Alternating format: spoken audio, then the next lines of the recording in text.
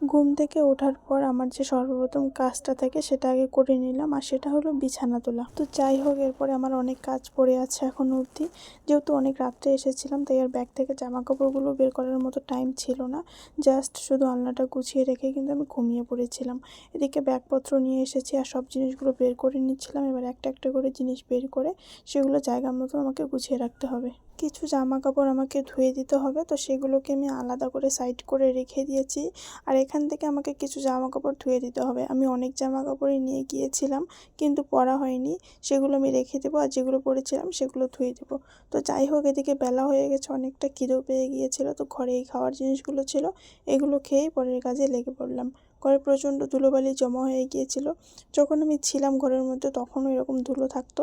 তো এই কিছুদিন থেকে যেহেতু থাকা হচ্ছে না, তো বুঝতেই পারছো কত ধুলো জমা হয়ে গেছে। তো যাই হোক, ফুল ভিডিও আমি অলরেডি আপলোড করে দিয়েছি, তোমরা সবাই দেখে নিও।